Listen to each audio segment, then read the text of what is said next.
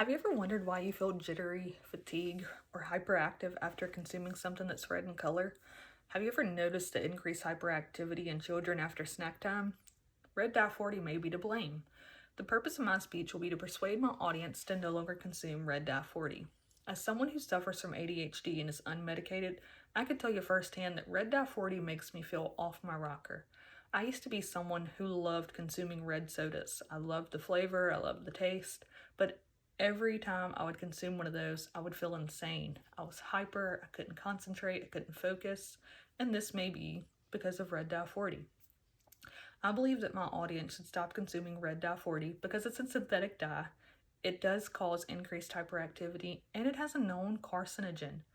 Red dye 40 is a synthetic dye that's made from petroleum. You may hear this dye often referred to as Allura Red, but don't be mistaken, it's still red dye 40, and the FDA approves this for food and drinks. Oftentimes, companies add dyes to our food to make them more eye-appealing. How cute is it if something that has the same colors from the color wheel is available to purchase? I mean, it's definitely more eye-appealing than buying something clear or neutral in color, but don't let this deter you from making a healthier decision. There are many natural alternatives to red dye 40.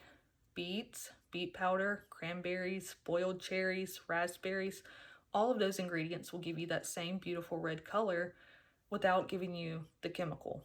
And they offer more increased nutritional value.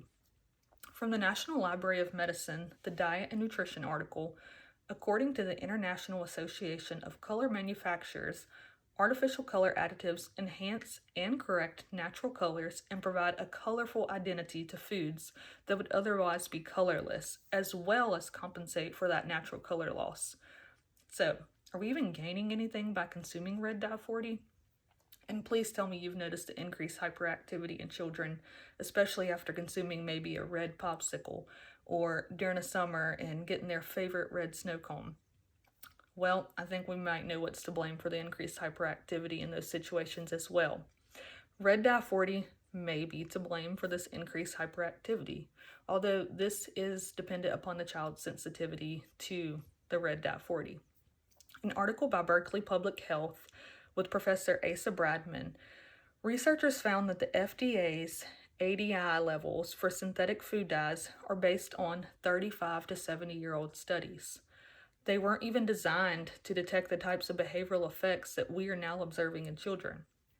Does this mean that we've been misled? Like, how is that research still relevant to where we are now? And as consumers, I feel that we rely heavily on the FDA to keep us up to date, especially on something that we're daily consuming. There have been studies that shown that children may consume over that recommended daily amount. And if that's the case, what are the adverse reactions? Well, from an article that KQED published, written by Leslie McClurg, the American Academy of Pediatrics reported that red dye 40 may be to blame for the exacerbation of ADHD symptoms in children. That's insane. And if that's insane, what if I told you that red dye 40 also contains a known carcinogen? Red dye 40 contains benzene.